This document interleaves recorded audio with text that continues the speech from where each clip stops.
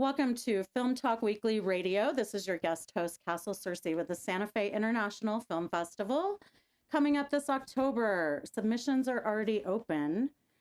Today, I'm here with Esteban Azuela. Am I saying it right? Visual artist. He's in Mexico City right now, everyone. I met Esteban at the Denver Digerati Experimental Media Festival, which happened in September. And I got first obsessed with your trailer, and I watched it like a million times, and then obsessed with the film, Aferrado. And welcome to the show. Oh, thank you so much for having me. Like Denver, it's just opened me doors and doors, and knowing you there, it was really nice. Yeah, it was great to have you. Well, first of all, so this is your most recent film, correct? Yes. And you are a visual artist first. Yes. Or tell me how they're all intertwined. Like, tell me. I just got immersed in the visual arts just because my way of speaking it's through images. Like words, and you're gonna see this in this interview. Like words, it's some uh, in some mysterious part of my mind that I cannot get there that easily, but with images is just fluid for me. So I started just gazed for the animation, and when I was a little, the animation, it has something between the magical sense of inanimated objects, but also you are watching the machine that it's constructing those dreams or those images or those magical like moments. So it was like the both worlds of the magic, the tricks, and the machine that made it. So I started doing animation and uh, playing with different techniques, mediums, all based in photography. You know? So I yeah, feel like your work reminds me of a living collage in a way, like an animated collage. yes, Yes. and that collage, I think it's part of our everyday life in Mexico, and most of it in Mexico City. Like all the thing that has inspired me most in the world is this city. This Mm-hmm. city, I just um, go through it as it's like a character, as a living soul, as a living being. You know, like all these chaotic things, and the surrealists movement, like back in the 40s, 50s. They came and they were like, "This is so surreal! It's much more surreal than our paintings." No, like they just a corner in the street, because you can have this collage of senses of so that's very inspirational for me. Like you could have big tacos, but a big a hole in the ground, Uh-huh. and a big party just outside of the tacos, and so it's a collage that I have never been bored about, and I think all my images come from those places. I spent like a month in Mexico City about a year and a half ago, and I totally feel like you captured. I mean, it's your home, of course you captured it, but it it felt like Mexico City to me, your film. Yeah. Yeah. Uh, so what did you want to be when you grew up? How did it all get started? I just wanted to be behind the scenes of the whole processes of these tricks, of these magician tricks that play with light, no? And after Uh-huh. that, I learned that this is the whole point of the cinema, no? Just playing with light, and that's what, like, I had it really clear when I was kid, and just yeah, playing with light, playing with metamorphoses of objects and ideas, that morph, that can transform from A to B to C to D, and the whole rhythm about it. Because for me, my the art that I connect most with, it's music, and I learn a lot of the rhythms of the music, and I want to be like beside the music universe all my life. And that's when I started to also push myself to connect with music artists and live music shows. Where you could see like a really nice concerts playing live, and that's another part of my world. Well, I where mean, I you play. can tell in this film that music and sound in this film is Yeah. really important. Mhm. Are you a DJ? I'm not a DJ. Okay. No, I'm a VJ, a visual jockey. Okay. Yeah, I mean Yeah, that's that what makes I sense. like. Yeah. Uh, mhm. So to explain Aferrado to our audience, I Mhm. I found a description online. Aferrado is a lo-fi 3D reinterpretation of real events documented in Mexico City with a technological error as an aesthetic stance and 3D photogrammetry as an emotional document. Esteban generates a liquid memory that expands through a fleeting event captured in the midst of chaos. Who wrote that? You? I think some of the parts I wrote, and some of them I don't know I feel where like it totally I, captured it. I want to know whoever wrote that. But is that how you would describe the film? I mean, definitely the aesthetic, the aesthetic posture of using the mistakes, the errors of the machine. It's something that I wanted to capture, and that blended with the like how we document our reality.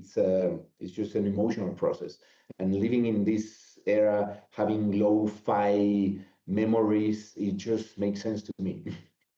And yeah, yeah. Yeah, it makes sense to me. Like memory is like not accurate or No. yeah, and fragmented and but this film is based on true events, yes?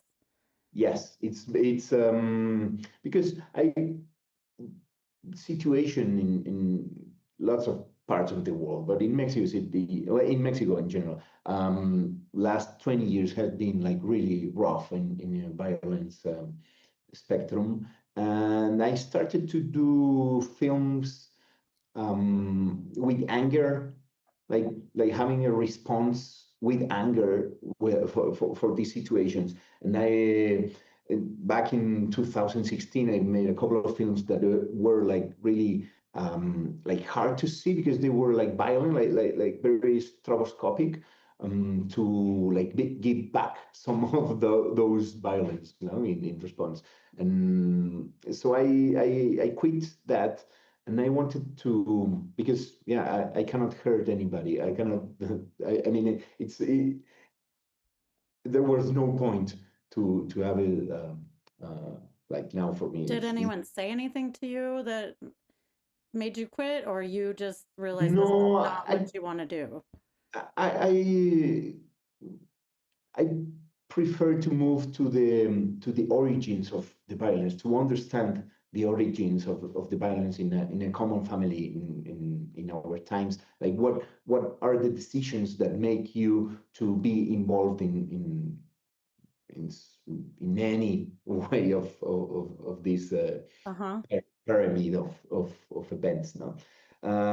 So I started to look for stories that could relate more with me, with my surroundings. And a friend of mine just shared with me his story with his family, and just we were interviewing the family a little bit, and so I wanted to have those roots of like real roots, Mm-hmm. real. No, so that's where the documentary mixed with the animation, in a sense that I wanted to have this. um, this original data, you know. And Mm-hmm. that was a friend that worked with me like for many years, so it was a good collaboration.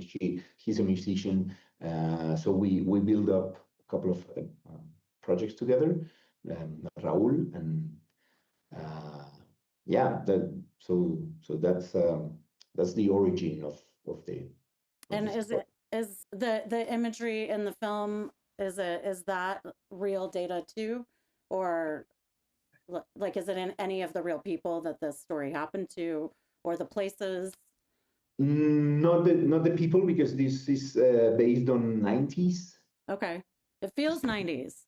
I Yes, totally, thank yeah, you. Thank you. It yeah, was hard to get that, but yeah. it does feel because with photogrammetry, we felt that it was we were like um, Ghostbusters, like just capturing elements here and there of the city and of the house and of all the surroundings and the people. Like we could scan them, 3D scan them, all these elements one by one, and then put it in like in a maquette. So I mean, all everything is real in a way. You know, it's Yeah. captured from the real world with cameras, with the lidar sensors, but the places are are the neighborhoods where these things happen in the Okay. 90s. Yeah. Yeah. I haven't heard the term photogrammetry before, or 3D photogrammetry. So photogrammetry, it's if photography it's drawing with light, photogrammetry it's drawing 3 dimensional. No, it's a geometry. Yeah, drawing geometry with light. So with minimum 2 or 3 pictures, you can overlap points of references, and then the whole process, in this case a machine, builds up these points where the image intersects and can build a volume. So these geometries are based on pictures. It, yeah. Okay. Yeah. It sounds super complicated. It's a technique developed as always by a military services. Oh, really? Yeah, yeah. In like First World War, they start using them as points of references of the mountains to see how far was the enemy, and then just got like real. They refined the technique, and it's it's used by uh, to preserve certain objects like pyramids, like ancient stones, it's a really precise way of document objects.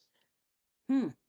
Uh, And how did you uh, decide to do this? I wanted to. I'm photography. Like I have a analog photography background, Uh-huh. um, and I think this world is so complex that you can grab those real live events and play with them. No, so that's what photography brings to me. And I just saw an image in Sketchfab that it's like a social media for amateur 3D people and professionals now. Then I saw a scan badly made by an amateur people, no? And Mm-hmm. it was so badly made that the geometry was like extended, like glitched, so the volume was glitched. Mm-hmm. And in that way, I was like, this is the aesthetic I want to use, because it's a technique used for precise, like made for precise. And Mm-hmm. now criminology also use it. No, so it's made for precision. What Uh, uses it? Climatology? Criminology? Criminology. criminology, right? Oh, Crime, okay. the study of crimes, Yeah, and yeah. Uh-huh. so when you give less information for a machine that it's meant to be precise, Mm-hmm. it just glitch the system. Yeah, Uh-huh. yeah, I feel the glitch. Yeah. So cool. So yeah, so I me and my colleagues, Belmont, that is a really nice 3D artist, just started to know how to make it bad, Uh-huh. to push those mistakes. So Uh-huh. whenever we were capturing something, we were capturing with those mistakes. Yeah. Good and job. uh, Good and job. yeah, and the concept just follow the technique because Mm-hmm.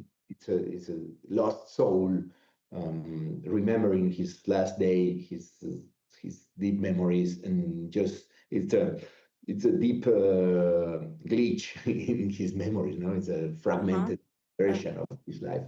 Mhm. so good. Uh, can people watch this? Can regular people watch this? Not now. It's distributed by MIU. That is a really nice distribution. Yes, I Well, noticed that. France, so it's flowing through festivals now. But Okay. yeah, soon it will be released. Okay. So you're still on the festival circuit. Yeah. Okay. Um, and what other festivals have you been to?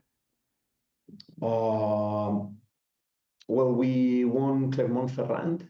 It's a really nice short film festival in France, Nice. and the lab competition. Well, the lab section that it's like a laboratory Uh-huh. where many new techniques or new ways of approaching cinema meet. So that was really nice. To a couple of I'm I mean, what else? Where else? In Toulouse, in Mexico City, in Contact Fest, in Morelia, in Doc Leipzig. It's weird because in a couple of documentary related festivals, they are approaching the film also. And I love that. Mm-hmm. Mm-hmm. Oh yeah. So So it can qualify as a documentary. I don't know. They put it in a special Special, section like, or in the animation section, but yes. they are somehow putting them together, no? Like Mm-hmm. the documentary. So that's for me. Mm-hmm. And it's 18 minutes long. Yes. I Uh-huh. wanted to be longer, but Yeah. it was tough to do, and not just tough to do, but I have it like a 25, 24 cut, and I just approached a really nice editor that is Pedro Garcia, a friend of mine, that just made it like fast and snip, Uh-huh. and yeah, that's some um, something that I respect. No, the editors, they have another pace. Because I was doing a lot of things by myself, like in the 3D environments. And as an animator, also, you are so attached to your images, to your Yes. frame you're doing that it's unhealthy. Yes. Yeah. You need someone to come in Yeah. and like they say in film, and I just don't agree with it, but they say like kill your baby, like, kill your favorite shot or your favorite scene or something. And I just can't. Yeah. But I guess you need someone that can Mhm. see it differently. It's hard. I know. Mhm. Yeah. Uh, so it will be on Miyu, MIYU, Yeah. after. So like, are they? What is Miyu? Because I've been seeing it around. It's distribution They have or distribution and they have production. okay. So and they have just a great eye Mm-hmm. to films, and they also what I really like is this new wave of collecting or distributing or approaching to mature content in animation. Mm-hmm. or authorial content in animation, just to break up the ideas of the cliches that animation are for kids. Or so I think they do it really good. They have like deep stories and controversial topics and really political points of view in the animation world. So they do really nice. Yeah. Okay, and Miyu is all animation? Yeah. Okay. Uh, Well, it's also like it's hard to see shorts outside of festivals for regular people. So it's good to have like these other avenues, you know? mhm. Yeah, well, where I met the weirdest short films, it was on museums, not in theaters, actually. Like when I was uh, like 12 or 13 years, I walk up in a museum and I watch Meyer, Dimensions of Dialogue there in a small screen, and I was Uh-huh. like just amazed, just like Yeah. to understand that animation can also uh, be contributing for the contemporary art scene. Yes. Mhm. So, but yes, it's difficult to catch up short films if you're not going in the festivals, To a in the other. festival or to, yeah, like a series at a museum or something. Mm. Yeah, I mean, your film is a work of art. Like, I can also see it being played like in a club or something, you know, Mhm. like or background at a party, like because of the music and like the visuals. And I know you did, first of all, I'm wearing my shirt. Yes, Ah, my Aferrado shirt. I'm so glad like you made stuff. I have you I have all have the all my merch. swag that I got at the Biennial in Denver. And I love merch, especially when it's actual art. And I love that you made like physical items to go along with it for us. Yeah. Like we have a lot more like everywhere Oh my because God. I we know. yeah. And I saw you had like a different sticker pack with the Buffalo Bills type Mhm. logo. Um, yeah, so cool. So do you design all that as well? I am like here. The studio, it's Linea Dos, that it's animation and graphic Mm-hmm. experimental way of approaching those mediums.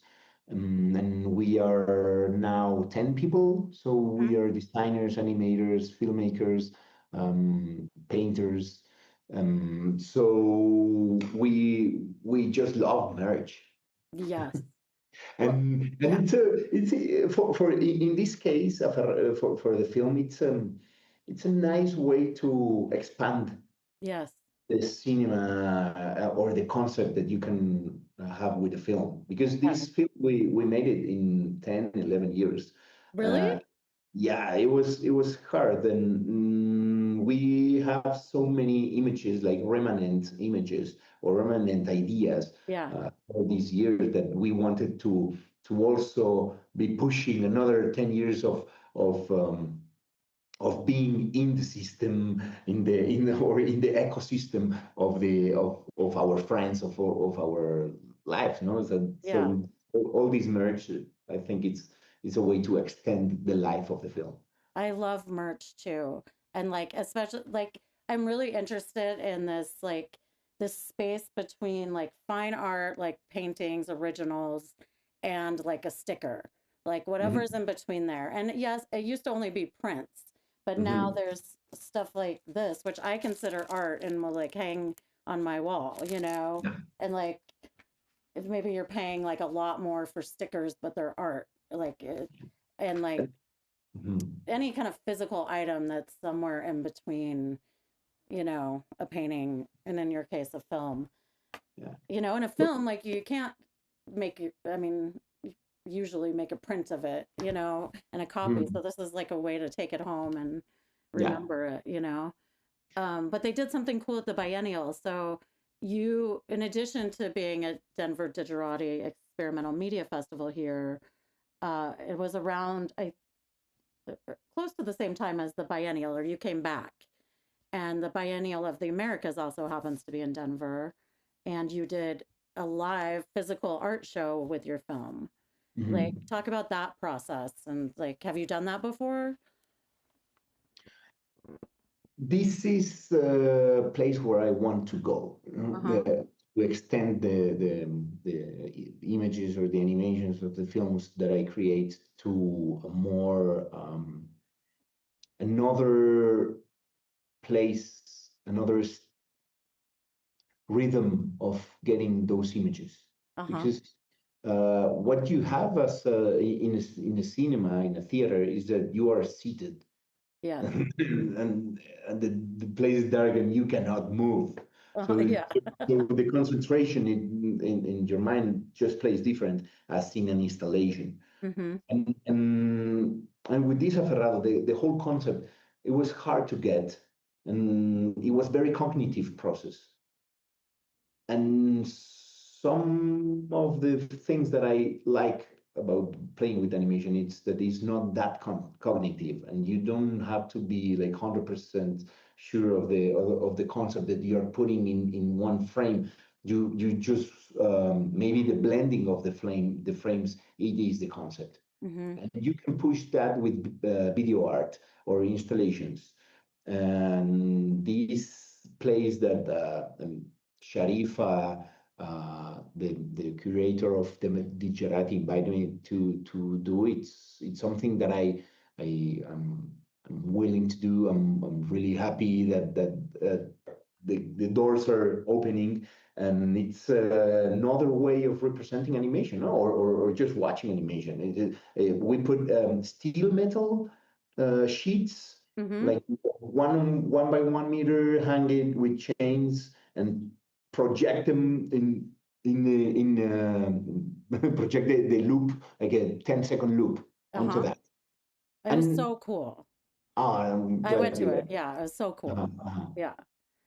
I think there's some images on your website of that Yeah, show. Es yeah. EstebanAzuela.com for everyone Now, listening out now there. it's a little bit down this webpage, but in a couple of weeks we'll be up. Oh, it is? I'm looking at it. Yeah, it's down. Oh, okay. Yeah. No, Um, there will be. yeah. So is that's the first time you've done a physical show like that? Like a solo show, yes. I have collaborated with a couple of artists, Mm-hmm. like my sensei, Lourdes Grobet. She was a multidisciplinary artist, and we created a couple of her concepts through the expanded medium of video. But yeah, like video in another support, in another place to be. You know? So we projected with her in a like a standing element of like a plastic standing element, or in a pool of water, or with just taking a part of the actual screens we have everywhere. Yeah. Mhm. So cool. Yeah, Uh, so let's talk about what else have you worked on? I saw on your IMDb you worked on a TV show. yeah. Yeah. Well, yeah. Or Okay. tell me about some of your other projects, or tell me about the TV show that has like 700 episodes or something, right? Um, maybe you're misconfusing me No. with an actor. Because 700 episodes I have never done, but in this studio we work in a lot of documentaries, Uh-huh. and we create the graphic elements of the whole, like a film or a series. Sure. Uh, so like for the intros, I love making intros for Uh-huh. shows, because this is like 20-second things, like abstract things that can be related to the film, but not necessarily have, uh, uh, yeah, just abstract ideas. Um, what else? Like we do work here a lot with directors, with fiction documentaries, and it's fun. So you're in like a creative space there where you all collaborate Yeah, sometimes and with different people in the space. yeah, yeah, Yeah. yeah. And That's I'm gonna go a little bit back just to yeah. mention like Yes. this. It's maybe this is like the well, this is here. Yeah, Or yeah. like the title of the film, The Aferrado. It's based on the shadow and the spirit logos in the Chrysler scene Yes. 90s. I But totally get it. Yeah. there's a really nice thing that the designer Aldo Lugo made, that they call it backslanted. So the all the cars Yes. are going front. I don't know if Uh-huh. it's front for you, but are going front because they're willing to go to the speed. No? Yes. An aferrado that meant to be something hooked or hanged to some idea. Uh-huh. So it's backslanted. It's just reversed. Oh my No? God. So Yeah. it's a little thing I that love the little things like that. uh-huh. Oh, so cool. And the stickers and all the merch, it was designed by Mossy. That is another visual artist. Really nice one. In the Yeah. space with you. Yeah. Yeah. This thing. And so if we want to find this merch, is it available online right now? Yes. Okay. In the webpage of Linea Dos, we will, We'll put all this in the links on our social media. Um, or directly in my Instagram, they can just write me. and your Instagram is Uh, Esteban, yes. Esteban. What are you working on right now? You're doing the festival circuit. What projects, what's on your mind? I'm trying to figure out how your mind works because this thing is brilliant and I don't know if I'm ever gonna be able to figure it out, but I'm working in writing a documentary, like an essay experimental way to put a documentary. And I want to work with the jungle. Now I want to move from the city to the jungle. oh yeah? I think I need green spaces now. Okay. And so And from like the urban jungle to the green jungle. yeah, so I'm going to do something about the a palm, specific palm in the region of Los Tuxtlas. That it's a palm that grows in that jungle, that the pigments are made for printing the US dollar. So it's a really Really? nice, yeah. So I want to play with that senses of who is migrating, what is migrating, in which Mm, senses, in which conditions the plants are migrating with air conditioning through the same roads of the people that are wow. in other conditions migrating to the states, and it's just the way that yeah, a lot of metaphors will be Yes. there in that documentary, but it's yeah, I'm writing that. I want to work with the same technique, 3D, 3D like lo-fi Yes. 3D. Good. Yeah. Yeah, I want more of this. Mhm. Uh, what else? Do you have any advice? So we have a lot of filmmakers in Santa Fe, a lot of students, like a lot of artists. Like, what's your piece of advice? Words of uh, wisdom. Yeah, I think I have heard it a lot of times, but just keep on like one thing that you want to pursue. Just go with that till you Uh-huh. finish it. Like it, Uh-huh. don't let go Mm-hmm. any of your ideas, because if you have one, like it happened to me with Aferrado. I started to talk a lot of that film, and I was not finishing it. And now you're like, damn, no, it's something that is gonna be for me, because I don't want to be leaving my ideas behind. No, Yes. I want to walk with them in my life, because if you don't walk with your ideas, uh, like I think you're walking in a no way zone. No? Mm-hmm. So just follow. If you have one idea that you want, just stick to it till you finish it, and you will learn a lot through the starting and finishing process. And then you can move on, or you can create another ideas, but one of them, it's important to grab it. Yeah. Finish. Yeah. And like, did you mean like, I heard someone say this recently, like, don't talk about what you're doing, just do it, or something like, Uh-huh. um, if you're talking about your project, you're probably not doing it, or something like that. Like, Mm. is that uh, what you mean also? Yeah, Yeah. just go and spend your Sundays doing that. Mm-hmm. If Yeah. you don't have time in the week, just go into your room and just, yeah, just build it. And what do you love watching, like on films and television, like in your free time? Hmm. I stop watching animation in a way. Like when this thing, old proverb that says that, don't, if you know the tricks, it's difficult to enjoy them. Uh-huh. So I just want to, I just I prefer to watch simple stories of like love coming of age, Mm-hmm. films, because and I like, that's like in my house, but then I go to a couple of nice independent cinemas here in Mexico to watch a couple of, like, yeah, I love going to the theater and just going immersed in there. And concerts for me, like concerts, it's something that just heal me. Yeah. Hmm. Hmm. Great. Mm. Yeah.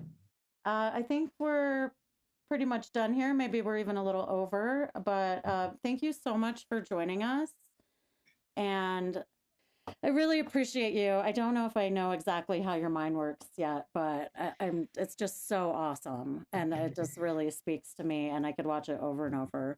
And I can't wait to see what you do next. Yes. Yeah. Yeah. Thank you for this Yeah. opportunity to talk about it. Thank you so much. Yeah. Thanks for your time. And I'll tag you when it goes out. All right. Okay.